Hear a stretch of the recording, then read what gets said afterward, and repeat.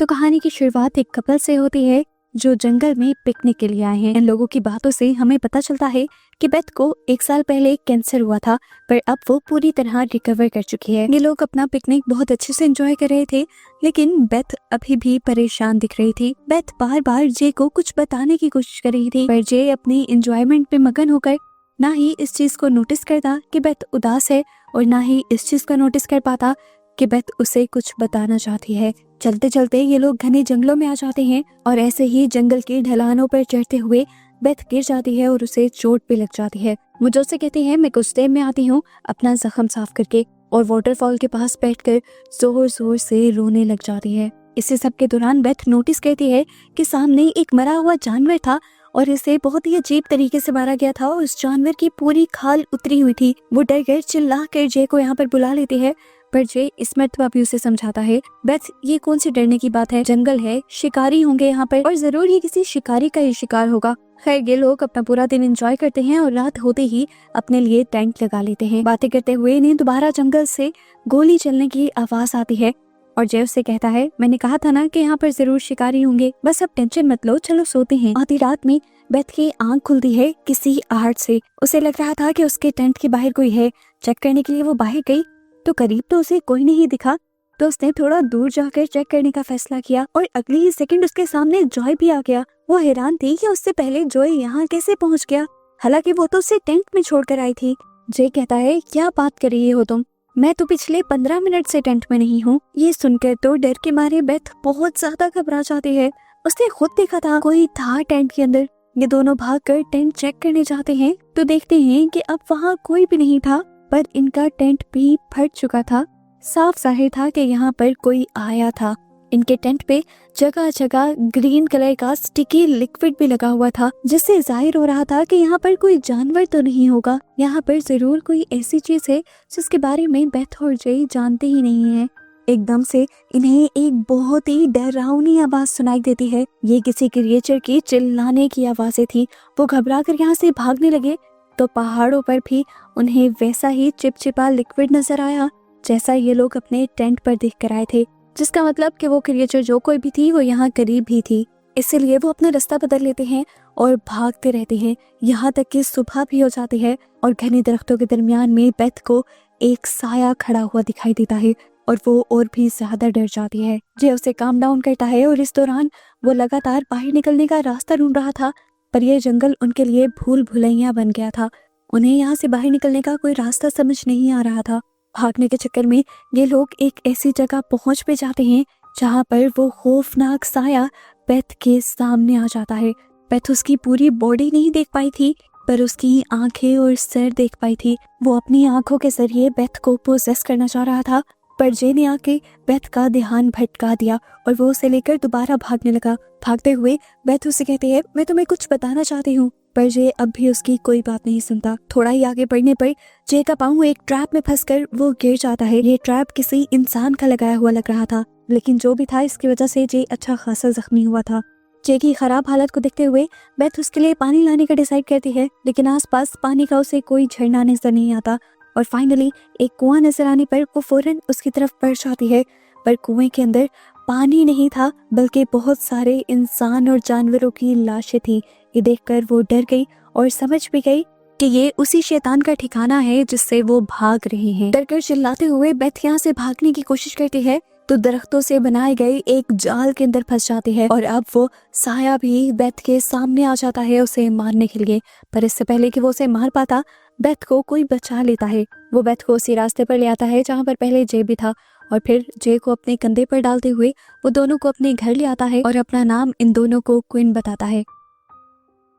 वो बताता है कि बेथ ने अभी जिस क्रिएचर का सामना किया है उसका नाम विंडीगो है। बहुत से जानवरों और इंसानों का शिकार कर चुका है वो, और मैं उसका शिकार करने के लिए यहाँ पर आया हूँ। विंडीगो का नाम सुनकर जे भी डर गया था। विंडीगो की बहुत सी कहानियां उसने भी सुन रखी थी और वो बेथ को बताता है कि ये जंगल में खोए हुए इंसानों को ही अपना शिकार बनाता है। मैंने बहुत सी इसके बारे में कहानियां सुनी थी, पर मुझे लगता था कि ये सब बातें झूठ होंगी, पर अब लगता है कि हम उसका शिकार बन चुकी हैं। जे की हालत भी बिगड़ती जा रही थी बहुत ज्यादा। बेथ क्वीन से कहती है, प्लीज आप हमें यहाँ से बाहर जाने का रास्ता बता दें, अगर जे को ट्रीटमेंट नहीं मिला तो वो मर जाएगा। क्वीन बताता है कि मैं भी तुम्हारी तरह इसी जंगल के अंदर फंसा हुआ हूँ। मैं अपनी वाइफ के साथ यहाँ पर आया था, पर मेरी वाइफ पर भी विंडीगो ने हमला कर दिया और उसे मार दिया, और अपना बदला लेने के लिए ही मैं विंडीगो को मारना चाहता हूँ। मुझे भी यहाँ से बाहर जाने का कोई रास्ता नहीं पता। बेथ रोने लग जाती है और उससे जब मदद की भीख मांगती है तो क्विन कहता है, चलो ठीक है, एक मिनट पर ट्राई कर लेते हैं। दोनों मिलकर बाहर जाते हैं, रास्ता ढूंढने की कोशिश करते हैं, और अगर रास्ता मिल गया तो जय को यहाँ से निकाल कर बाहर ले जाएंगे। ये दोनों अब रास्ता ढूंढने के लिए बाहर चले जाते हैं और एकदम से बेथ दिखती है कि क्विन उसके पीछे से गायब हो गया था।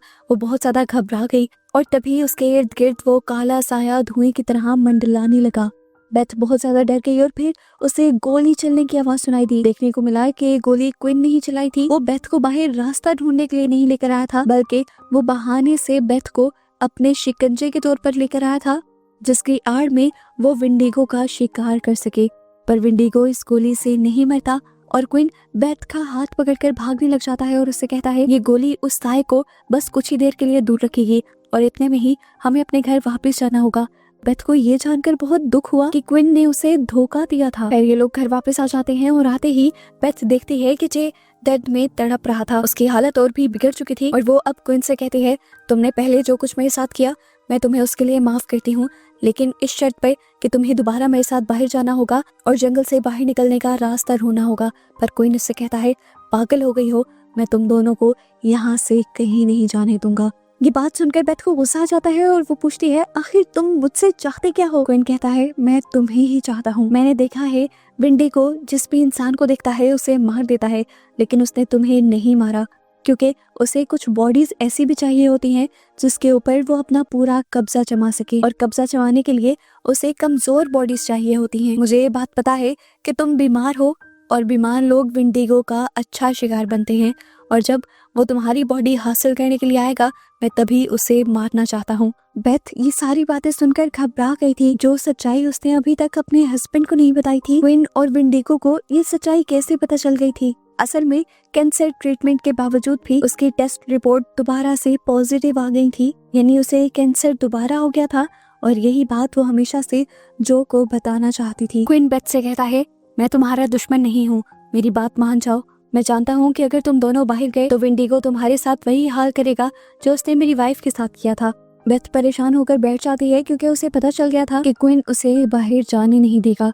वो उसके सोने का इंतजार करती है और फिर यहाँ से बाहर जाने का रास्ता ढूंढ रही होती है तो उसे क्विन के ही घर का फ्लोर थोड़ा सा ढीला होता महसूस होता है। जब वो खोलती है तो उसके नीचे एक पूरी टनल थी।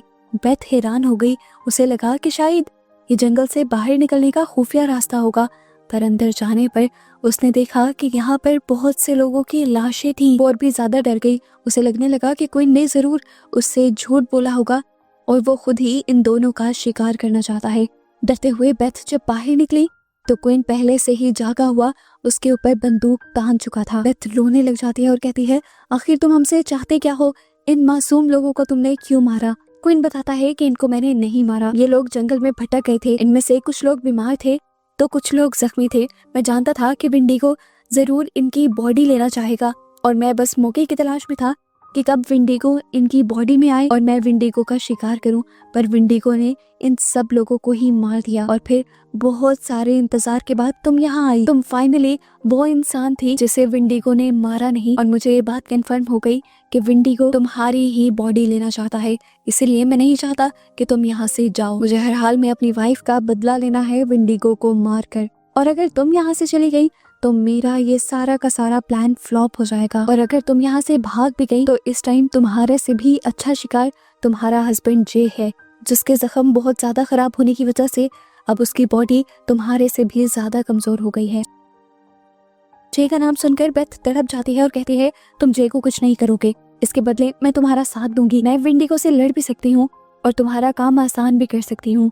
बेथ की बात मानते हुए वो बेथ को लेकर अब जंगलों में चला जाता है और बेथ उससे सवाल करती है कि आखिर मुझे करना क्या होगा। क्विन उससे कहता है, तुम्हें कुछ नहीं करना, जो करना है विंडीगो खुद कर लेगा, बस तुम्हें उसकी आंखों में नहीं दिखना। अगर तुमने उसकी आंखों में देख लिया तो फिर वो तुम्हारी आंखों के जरिए तुम्हारी बॉडी में आ जाएगा और मजबूरन उसे मारने के साथ साथ मुझे तुम्हें भी मारना पड़ेगा। क्विन के प्लान के मुताबिक जल्द ही विंडीगो काला धुआं बनकर यहाँ आ भी जाता है, लेकिन कहानी में एक ट्विस्ट लेकर वो बेथ की बॉडी में आने के बजाय क्विन की ही बॉडी में आने लगता है, क्योंकि क्विन ने आज उसकी आंखों में देख लिया था। बेथ को लगा था कि अब विंडीगो क्विन के अंदर आ गया है, इसीलिए वो क्विन को चाकू से मार देते हैं।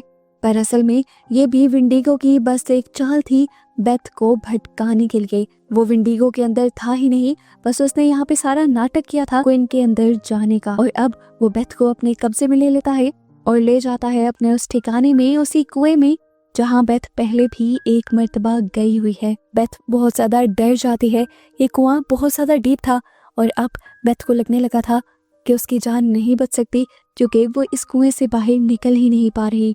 थक हार कर बेथ जोर से चिल्लाती है और कहती है, मान ली है मैंने हार, थक गई हूँ मैं और अज़ियत की जिंदगी नहीं गुजार सकती, आ जाओ और ले लो मेरी बॉडी को। उसकी ये बात कहते ही धुआं बनकर दोबारा विंडीगो यहाँ आ जाता है और अपना असली रूप भी ले आता है। दिखने में वो बहुत ही ज्यादा भयानक था। बेथ की बॉडी के अंदर जाने के लिए उसे बेथ की आंखों में दिखना था, लेकिन बेथ ने तो आंखें खोली ही नहीं, बल्कि उसकी मौजूदगी को महसूस करते हुए अपने हाथ में पकड़े हुए चाकू से उसने विंडीगो के ऊपर हमला कर दिया। और इस तरह विंडीगो पहली मर्तबा किसी इंसान के जाल में फंस गया। बेथ ने जब महसूस किया कि विंडीगो जख्मी हो चुका है तो उसने आंखें खोली और विंडीगो पर और बहुत सारे वार किए, यहाँ तक कि उसे लगा कि विंडीगो मर गया है और अब उसकी जान बच चुकी है। वो अब अकेले ही अपनी जीत की खुशी मना रही थी। उसे ऐसा लग रहा था कि जैसे विंडीगो को मारकर उसे नई जिंदगी मिल गई है। वो अब इस कुएं से भी बाहर निकल आती है और जल्दी से जे के पास जाती है। जे को उठाकर वो इस जंगल से बाहर भी निकल आती है, क्योंकि विंडीगो के मरने के साथ विंडीगो का जादुई असर भी इस जंगल से खत्म हो गया था और जो भूल भुलैया ये जंगल बना हुआ था वो भी नॉर्मल होकर इन्हें बाहर जाने का रास्ता मिल चुका था और अब इन दोनों की जिंदगी बच चुकी थी। और ऐसे इन दोनों को ही इस जंगल से निकलता दिखाते हुए ये मूवी यहाँ खत्म हो जाती है।